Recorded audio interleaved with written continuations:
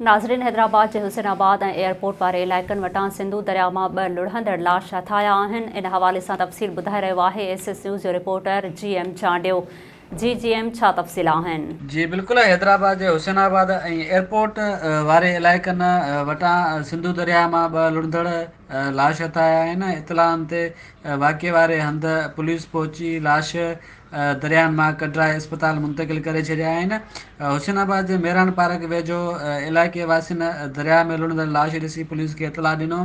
Hussainabad police दरिया मां लाश कढाए अस्पताल मुंतक़िल करे छॾियो। पुलिस जो चवणु आहे त फोती जे कपिड़नि मां मिलंदड़ शिनाख्ती कार्ड ऐं ॿियनि सामान ज़रिए फोती जी सुञाणप 45 वरहनि जे तनवीर सिद्दीकी तौरु थी आहे, जेको पठण कॉलोनी जो रहवासी ॿुधायो पियो वञे। पुलिस मूजिबि वाक़े बाबति वधीक जांच कई पई वञे।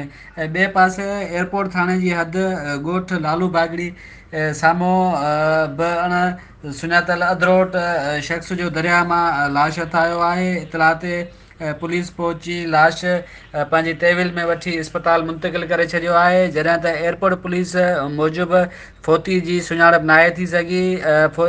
पुलिस मूजिबि लाश सर्दखाने सिविल अस्पताल जे सर्दखाने में रखल आहे ऐं वारसनि जी ॻोल्हा कई पई वञे। जी GM चांडियो तफ़सील ॿुधाइण जे लाइ अव्हां जी महिरबानी। नाज़रीन, वधीक ख़बरुनि ऐं अपडेट्स जे लाइ ॾिसंदा रहो SS न्यूज़ वेब चैनल। असांजे चैनल खे लाइक ऐं सब्सक्राइब करणु न विसारींदा।